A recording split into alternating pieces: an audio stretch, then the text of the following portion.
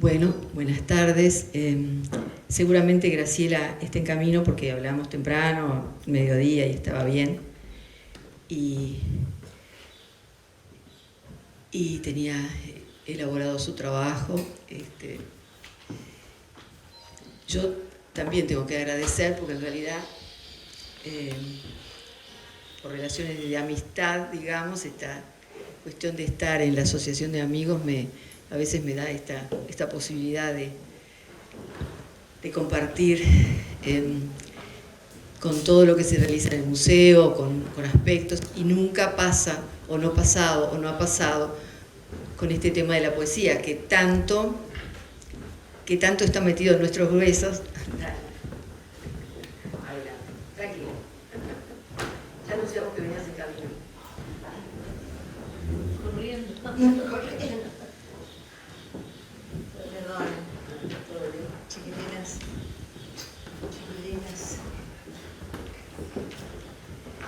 Bueno, pero agradecer esta posibilidad de estar inmerso en el tema de la poesía en el museo, que yo creo que son de las cosas que no se resolvieron sistemáticamente, lo voy a decir como con esta elegancia, ¿no?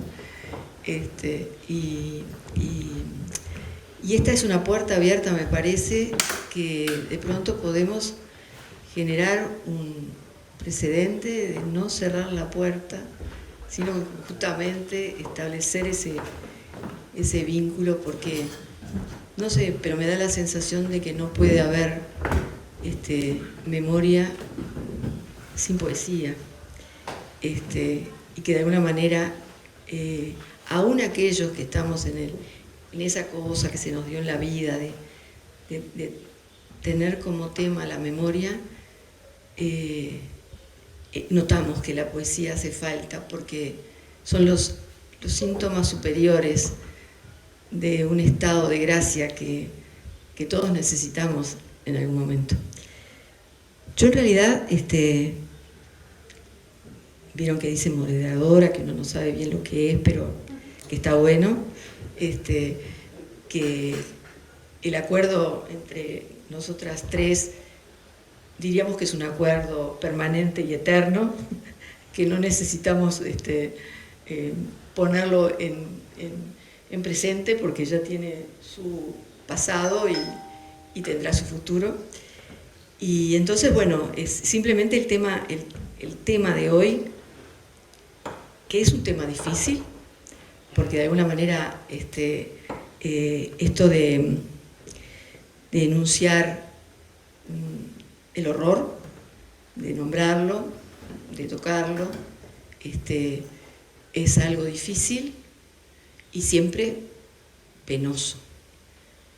Entonces, ser capaces de recomponer estas historias para echar luz, para brillar, para que brillen, para que se recompongan, es también una forma muy útil de hacer la jornada. En un momento nosotros presentamos un libro hace mucho que se llama Las palabras guardadas, y yo recogí una idea de Viñar que dice que el testimonio del horror corre el riesgo de perderse entre los gritos desgarradores y el mensaje inaudible. Es de este desacuerdo que puede surgir otra dimensión de la palabra, la que intentará abrir una brecha en lo que el cuerpo social no puede creer y no puede saber, de manera de hacer oír lo inaudible. Y esto que me acompañó en este periplo, siempre lo tuve, nunca no lo repetí nunca igual, pero siempre tuve clara esta noción de lo que de alguna manera se quería decir, y que de alguna manera también aquel libro podría desentrañar algún aspecto de los que estaban presentes acá. Y yo creo que el día de hoy va a desentrañar también estos aspectos que conforman esto realmente, que cada vez se vuelve, por un lado, más inaudible y por el otro lado, más necesario de saber. Y en realidad nosotros podríamos decir, el proceso de, digamos, de la reconstitución de la memoria tiene que ver con todo aquello de un memorial, un museo, una marca, una plaza en homenaje a las mujeres, o una poesía, la presentación de docenas de libros, la investigación de los historiadores. Pero todo eso tiene que tener un campo afectado a nuestra psiquis, muy pegada a ello, de manera que todo eso pueda tener también el canal de la comunicación y del sentido de las cosas, que es lo que esta tarde vamos a recuperar, el sentido de las cosas. Hay una conmemoración de acontecimientos fundadores que es propia de la vida de la colectividad, y acá se está cumpliendo. Y hay también una gestión de lo memorable y de lo olvidable que enreda la vida, la trama, la ubica, la vida psíquica de los individuos y de los ciudadanos. Y nos golpeamos con los aspectos más fuertes, por ejemplo el de la impunidad, que es contraria a toda esencia ética, y cabalgamos sobre la idea de que podemos acorralarla. Y esto también es algo de lo que se va a hacer esta tarde. Hay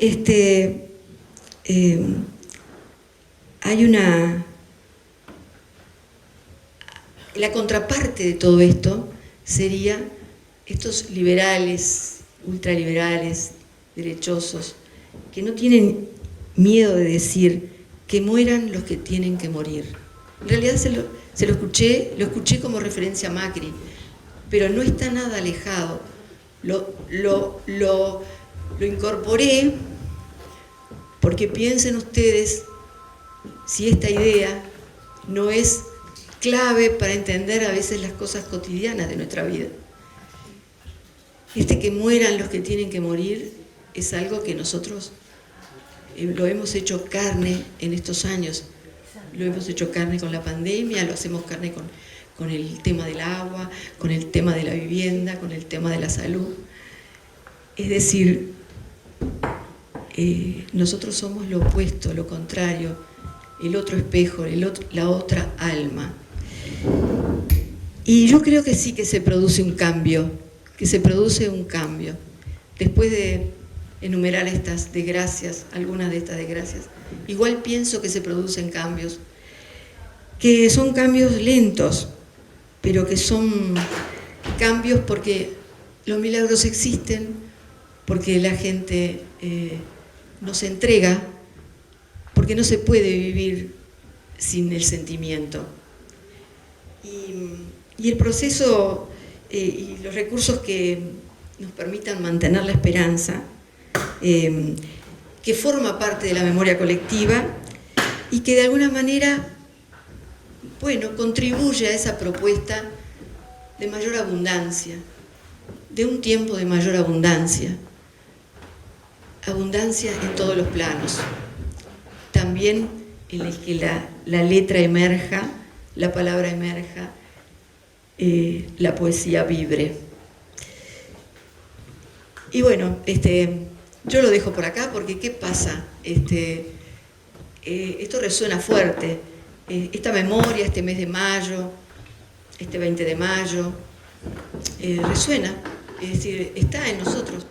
Creo que eso lo hemos logrado. Probablemente el espacio sideral que pueda existir entre nosotros y las comunidades de los sitios de memoria que atraviesan ese monstruo que encuentran en ese lugar, en su barrio, y tratan de desmenuzarlo y de entenderlo, como pasó en Malvir Norte el sábado pasado, o como pasa ahora en La Tablada, que estamos limpiando, que va a venir, que hay prensa y que es el mes de mayo y vamos a hacer una marcha.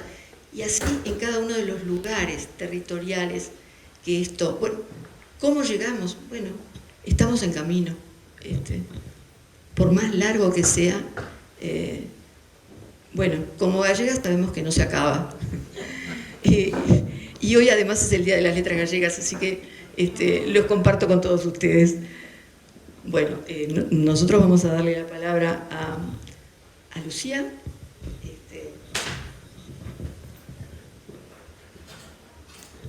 Bueno, buenas tardes a todos y todas. Primero, muchas gracias por permitirme participar en esto. Yo no escribo, ni soy poeta, ni nada por el estilo, pero disfruto la poesía, como todos los seres humanos. Quiero también agradecerle al embajador argentino aquí presente, porque vamos a traer los poemas de una desaparecida argentina. Porque en realidad nosotros contamos la historia del cóndor, pero cada país tiene su fecha, sus celebraciones. Me pareció bueno poder empezar a entrelazar. En realidad es el mismo tema, fueron los mismos protagonistas y los mismos luchadores en Argentina, en Chile, en Uruguay, en Brasil.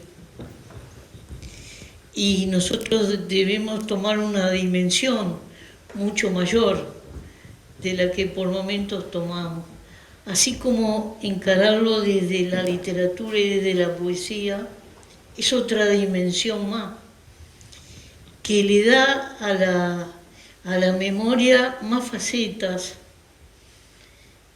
porque uno se pregunta cómo alguien pudo en esta circunstancia parir un poema. Esa pregunta yo no tengo la respuesta, pero sí tengo la inquietud de hacerme la pregunta y darme cuenta que es posible, aún en esas circunstancias, porque se busca una forma de expresar, porque probablemente desde el alma de la persona salió la necesidad de decir, y otros habrán buscado otros caminitos. Y entonces yo creo que las imágenes de nuestros luchadores, de nuestros desaparecidos, empiezan a tomar dimensiones, se pueblan de dimensiones mucho más cantidad de dimensiones, cobran cuerpo. Porque yo pensaba, ¿cómo llegué yo a esto? Voy a contar un poquito la historia. Estábamos en la provincia de San Luis, es una provincia pequeña en su población en relación a las otras provincias argentinas. Y allí me enteré de dos cosas importantes.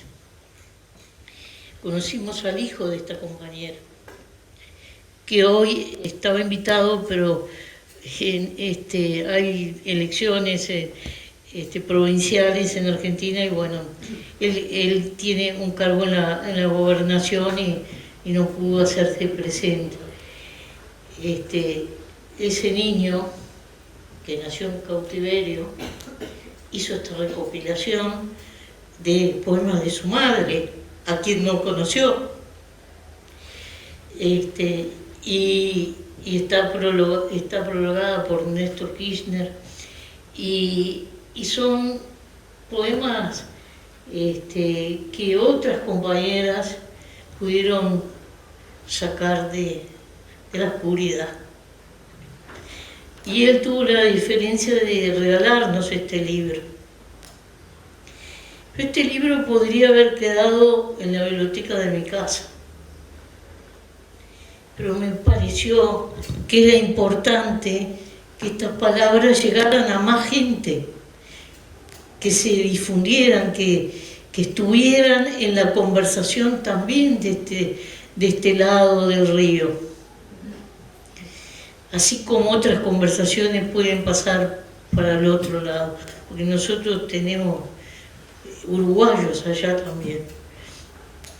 Y que no quedara solamente en la conversación de los que peleamos para que esa memoria esté siempre viva, sino que pudiera también entrar en lo que es la literatura, la poesía, la gente que se interesa por ver todo el poder de la palabra, ¿no? Porque así como cada una de las formas de expresión tiene una fuerza propia, así como la imagen tiene una fuerza propia, la palabra tiene una fuerza propia, la música tiene una fuerza propia. Bueno, pero hoy se trata de la palabra. Y por eso decidimos hacer todo lo posible por incorporar a la memoria de este lado del río también algunas cosas de la memoria del otro lado del río. Y la segunda cosa que me enteré y que no sabía es que el único rector de Latinoamérica de una universidad que está desaparecido fue un rector de San Luis. Era un hombre que no tenía una militancia activa, pero ayudó a muchos docentes y estudiantes a poder irse de Argentina. Y un día se la cobraron. Entonces, hay infinidad de cosas que tienen que ver con la academia, porque alguien que llega a rector de una universidad no es cualquiera, es alguien que estudió, que trabajó, que tuvo todo un proceso. Y es muy bueno que nosotros todas esas historias no nos cansemos de ponerlas sobre la realidad, porque de a poco, con el tiempo, van dando su fruto. Yo tengo muy claro en mi memoria cuando se luchó en Uruguay por el voto verde. Yo convencí a un vecino, yo vivo en un barrio de Chacra, que es un vecino, son vecinos buenísimos, pero están como en el mundo de las lechugas, de las acelgas, de si llueve o no llueve. Bueno, él me firmó las papeletas que había firmado, no sé si votó o no votó. A él le costaba entender el tema. Pero el día que él vio la foto del primer desaparecido que encontramos en Uruguay, me acuerdo como si fuera hoy, vino con el diario y me dijo, era cierto. Él precisó ver, precisó tocar aquello. Y cuando tú lees un poema, un documento, encuentras un rastro, decís, es verdad. Acá, esto no es porque se ha predicado mucho que es de la imaginación, que las cosas no sucedieron y demás. Entonces, yo creo que incorporar la memoria, guardar la memoria viva y disfrutar también lo que nos dejaron, esto es un legado. Es el legado de alguien que en esas circunstancias también tuvo la valentía de expresarlo en palabras. Entonces, sé que el día de mañana vamos a poder tener recopilado poemas escritos, canciones, palabras de dirigentes sindicales, de políticos, de miles y miles de hombres y mujeres que forman esa epopeya y que nosotros queremos que estén presentes, ¿verdad? Por eso creo que además es muy bueno que se haga en este lugar y yo no soy muy buena lectora, pero igual voy a leer un pequeño poema y ustedes, los que saben leer poesía, me perdonarán. De esta compañera que se llama Ana María Ponce, que uno empieza a querer a gente que se da cuenta que estuvo ahí, que se jugó y que tuvo la voluntad de dejarnos un legado. Y bueno, porque su hijo que hoy es un hombre, es abogado. Un día llaman a la abuela y le dicen, tiene que ir a la estación de servicio, y allí le bajaron un niño y no le dijeron más nada. Bueno, esa señora primero tuvo que constatar que ese niño era el hijo de su hija. Después lo crió, lo encaminó a la vida. Y estas compañeras que pudieron rescatar este tesoro, porque esto se rescató de allí, se lo acercaron y bueno, se pudo compaginar esto. No sé si Ana María algún día pensaba editar algo, pero nosotros nos vamos a tomar la libertad de que sí, que ella querría que se editara. Y lo hacemos con todo respeto, porque nos parece que son los legados que valen la pena, porque son auténticos. Esto no sale de un guión de alguien que quiera contarnos algo y toma una realidad y la guiona, ¿no? Esto es real. Y dice así: me llega el susurro de antes, el suave olor de la libertad. Quiero retenerlo, pero mis manos no alcanzan. Voy descubriendo otra vida, imaginada, incierta, hecha de pedacitos, de restos de emociones perdidas. Voy construyendo un tiempo, sin nombrar lo innombrado, sin pensar lo impensable, con la clara y fría mente del que ya no guarda más que el extraño milagro de existir. De repente siento la alegría de vivir, de que vivas este extraño mundo, este presente riguroso, pero tiempo al fin para vivir. Son dedicados a su hijo.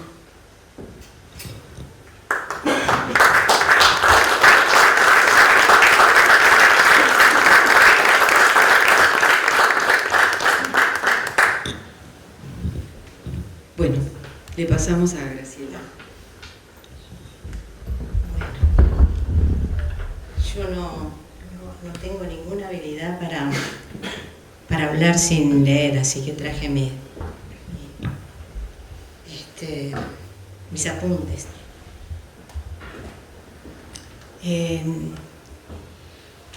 Cuando empecé a hacer este resumen, le puse recordando a Margaret. Margaret en realidad es Ada Margaret Burgueño. Muchos de nosotros seguramente lo conocemos en los carteles por Ada Burgueño. Pero toda la familia, toda la vida le dijo Margaret. Para mí es Margaret. Ella nació en enero de 1953 y desapareció en Buenos Aires en 1977. Escribir sin dejar rastro, amar sin dejar rastro, morir sin dejar rastro. Este libro, que fue editado en el año 2000, está en gran parte cubierto por poesía. Una poesía a la que me es imposible señalar elementos que el auditorio de poetas, de escritores apreciaría. Están expuestas acá. Pero esto es un razonamiento posterior mío, ¿no? Porque cuando Silvia me planteó si podía hablar sobre esto, dije inmediatamente que sí, que lo haría.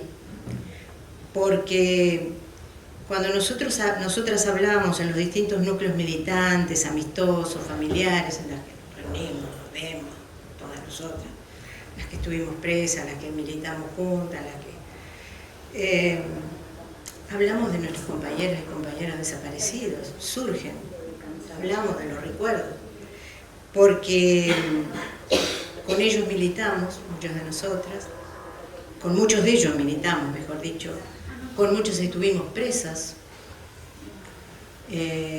con muchos nos unieron vínculos de amistad desde muy, muy lejos, cuando éramos niños. En lo personal, yo con desaparecidas y desaparecidos, me unen vínculos con gente que No la vimos más en Chile, en Argentina y en Uruguay. Pero Margaret, Margaret Burgueño, minuana, no la conocíamos. Lo digo, no es que importe, porque ella se irguió prácticamente delante de Susana Carli, nuestra compañera, que no vino, no pudo venir, no le dio el ánimo para venir realmente. Se nos impuso su presencia. Es tan representativa como todas. Claro que con su pasado de sierras minuanas y con la que creo absoluta particularidad de habernos dejado poesía y cartas.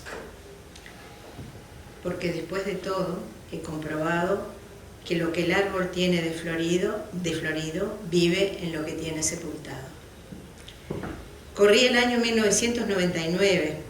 Trabajábamos en un centro de memoria que habíamos creado con otras compañeras, con Susana Carli, entre otras.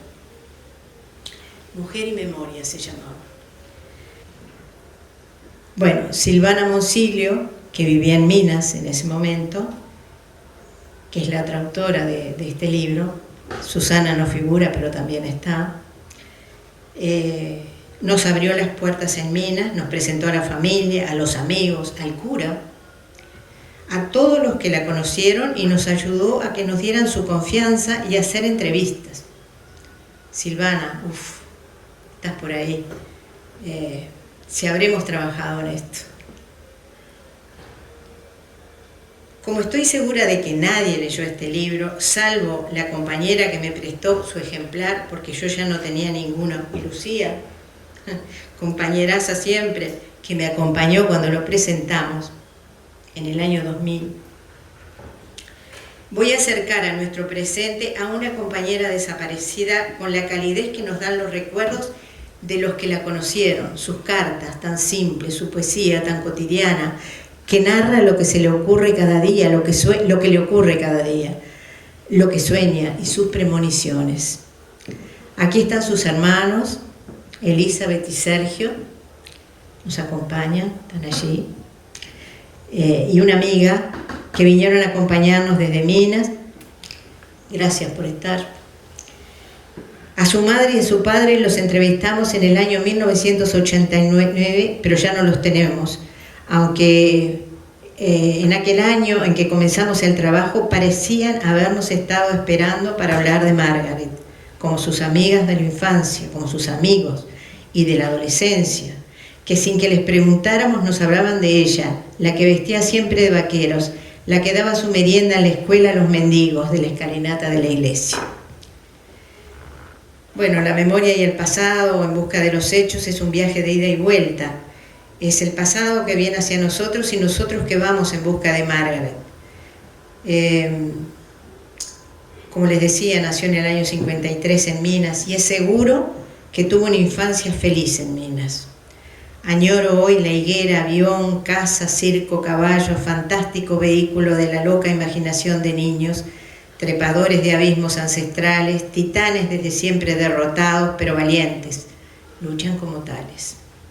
En la adolescencia comienza su compromiso político y social. Algunos testimonios de sus amigas y de su hermana, de Elizabeth, que está acá. Nuestro tránsito por secundaria se vio signado por todo lo ocurrido desde la muerte de Liberarse. En ese momento teníamos actividad gremial en la Asociación de Estudiantes, había mucha efervescencia política. Nosotros no teníamos una integración política, era una actitud juvenil de rebeldía. Otra, la Asociación de Estudiantes acompañaba todos esos movimientos que hacíamos. Margaret adhirió a la JEC, Juventud de Estudiantes Católica, agrupación que recogía la experiencia del obispo Cardén, cura obrero belga que predicó entre los trabajadores. Allí ella respondió un cuestionario y en él habla de su curiosidad. Miro, leo, escucho todo lo que me parece interesante.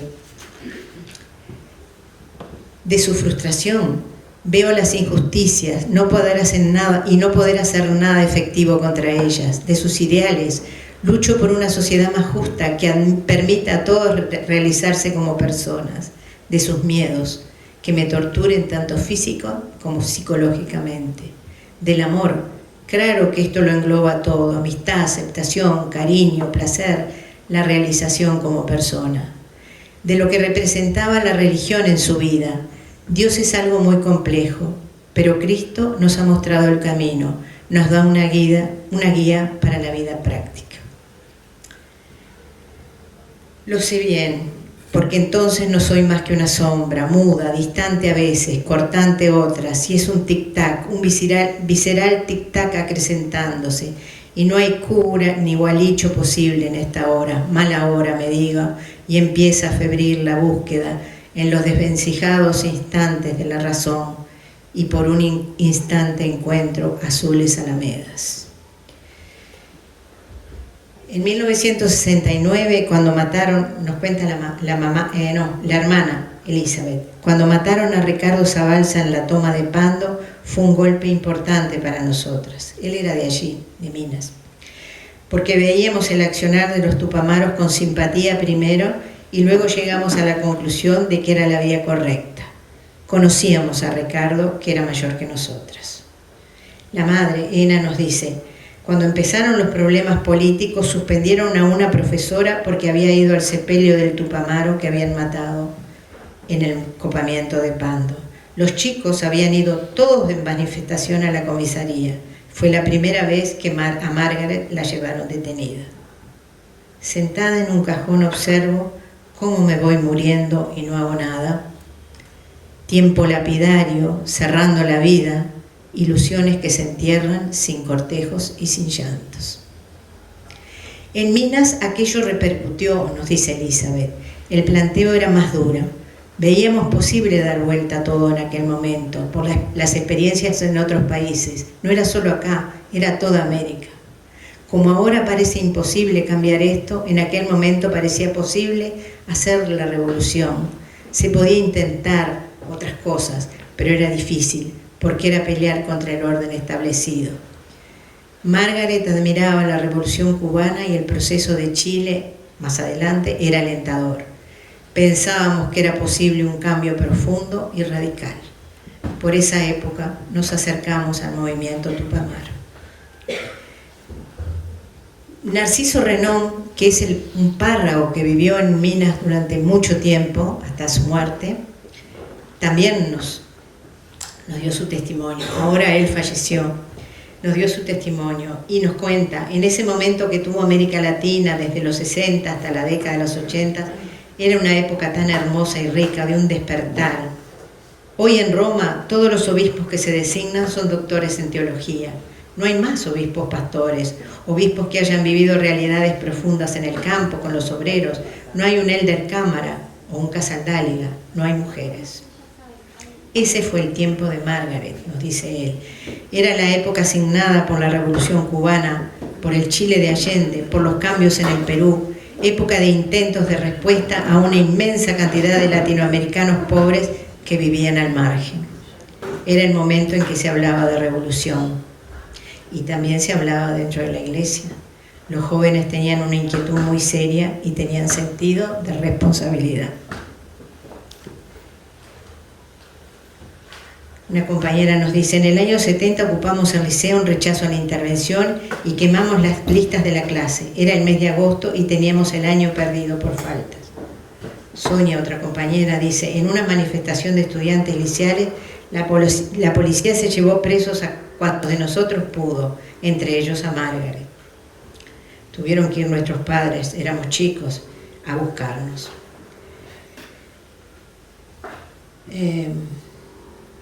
El cura nos dice, la gente de Minas, el cura Renón, nos dice: la gente de Minas no estaba acostumbrada a que la iglesia analizara temas políticos y muchos no lo aceptaron. Los católicos se ponían en la puerta y me decían: a esa chica no la puede dejar entrar porque es de izquierda, la tiene que echar. Y el cura respondía: bueno, usted se va a ir porque esta chica va a entrar.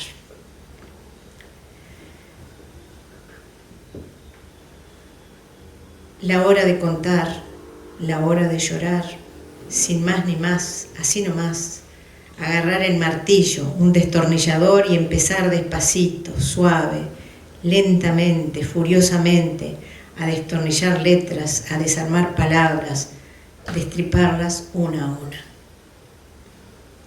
En 1972, Margaret viene a estudiar a Montevideo a la Facultad de Ciencias Económicas. En 1973, con el golpe de Estado, se habían llevado presos a mis hermanos, dice Elizabeth, por la militancia política y habían caído presos muchos compañeros nuestros y mucha gente que conocíamos. A mi hermano Sergio lo habían llevado por vinculación con el MLN y a Jorge porque militaba en la juventud del Partido Comunista. A ellos los tuvieron detenidos. Sergio había dicho: a mí, si me vuelven a buscar, me subo al techo y me tiro. Sentate un momento, por favor. A mirar este cielo negro y sin decir nada es mejor.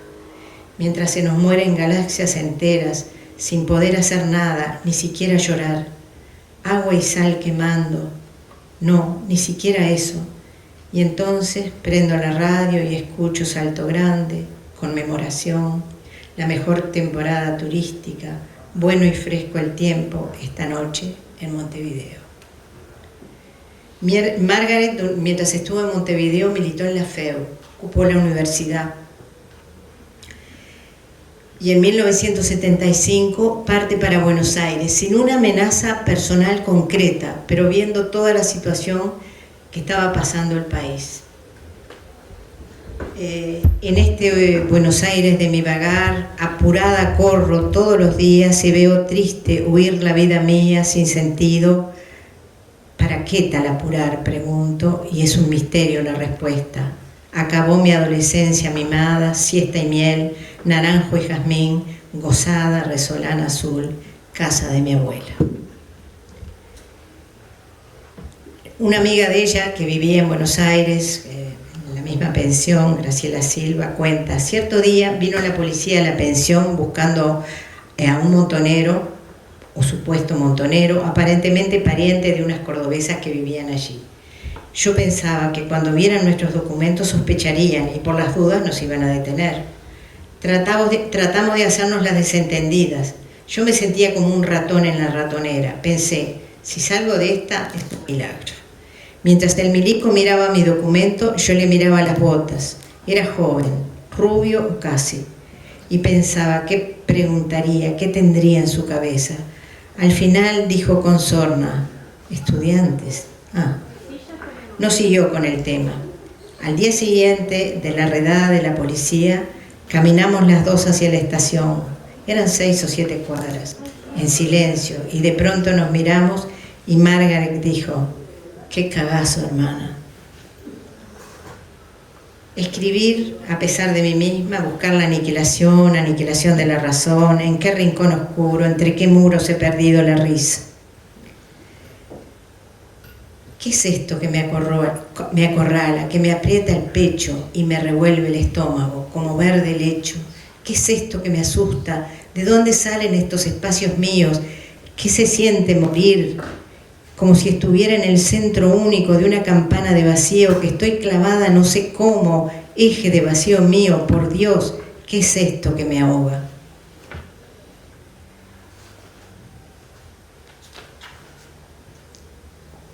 Un relato de ella en una carta.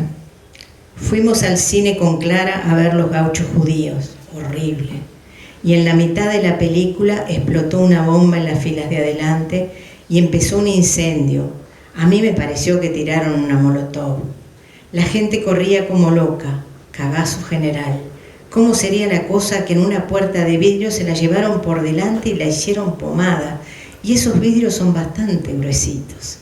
De la platea unos gritaban: tranquilos, no corran. Después vi que eran tiras, estaba lleno de tiras. Parece que estaban esperando un atentado, por lo que nos dijo un tipo del cine. Cuando salí al hall, unos tiras bajaban las escaleras y sacaban unos fierros que ni te cuento. Todo el mundo gritaba. Agarraron a un muchacho y lo metieron en un baño. Después, con un despliegue de metralletas cortas, revólveres, walkie-talkie, lo metieron en un auto que estaba estacionado frente al cine y se lo llevaron. Y hoy miro en torno mío y pienso, sí, habrá que ver más, asquearse más, no puedo más. ¿Cómo no mirar, cómo no estar azorados cuando la muerte está en todas partes? En 1976 conoce en el tren a Daniel Batino, argentino, un tren donde viajaba siempre y se encontraba siempre con este muchacho. Daniel había vivido en una villa miseria para compartir y ver cómo se vivía del otro lado, para conocer el dolor y la miseria desde adentro. Quiso por voluntad propia vivir en la marginación de los sin lugar.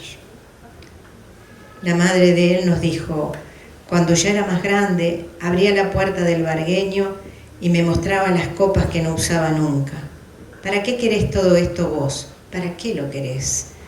Los chicos en las villas toman la leche en latas, mamá.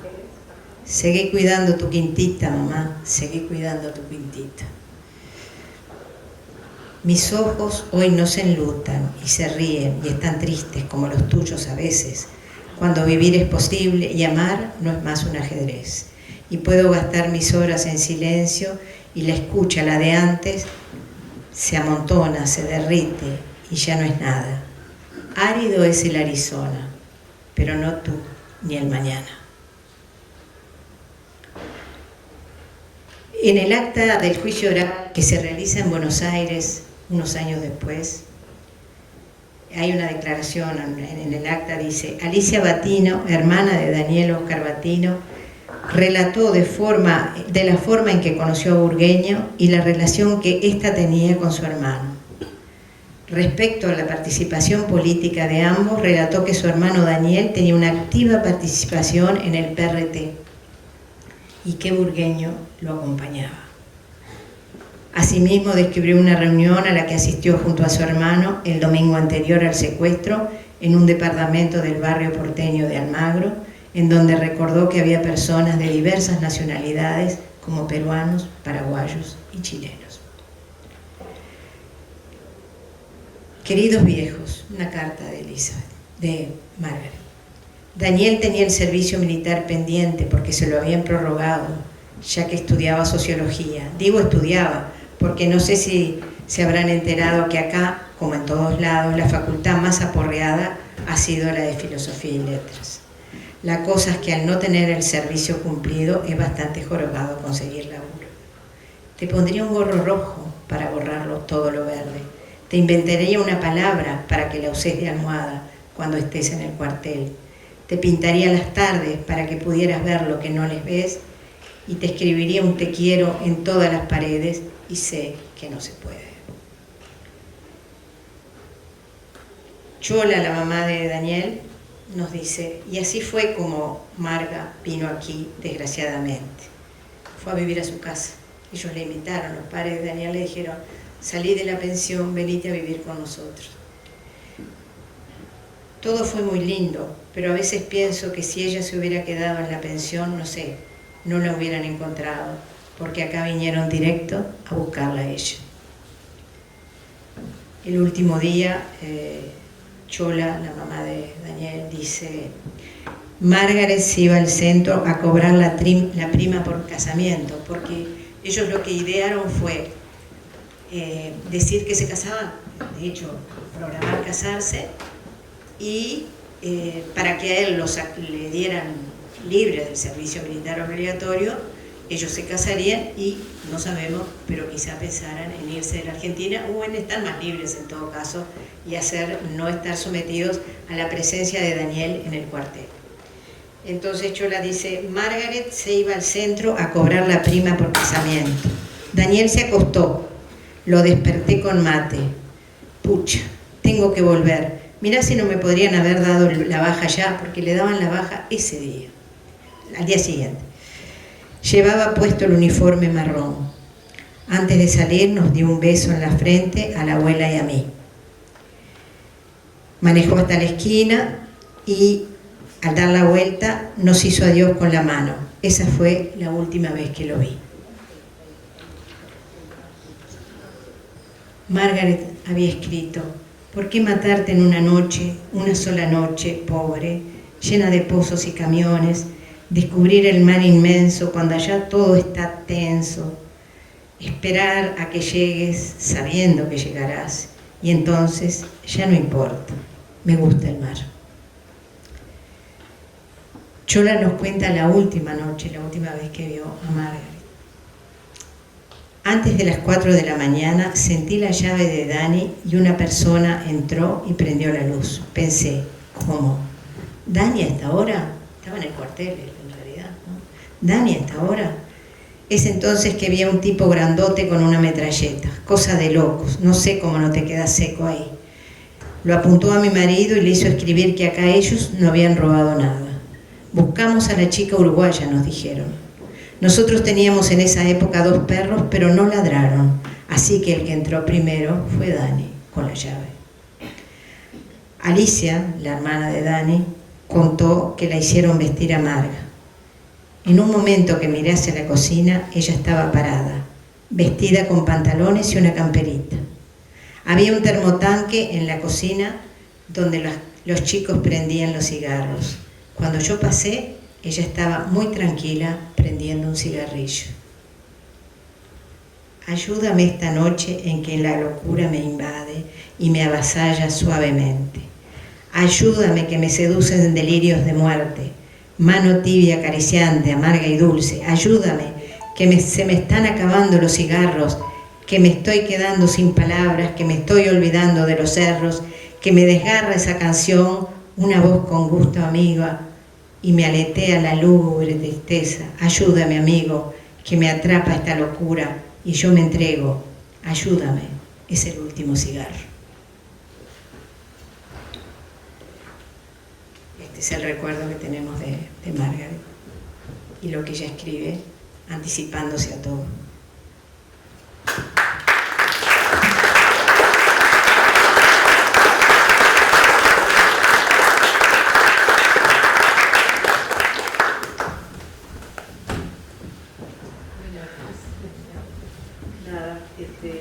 Ustedes han recibido seguramente, yo tengo acá justamente el poema citado. El micrófono, bueno, Antonia, el micrófono.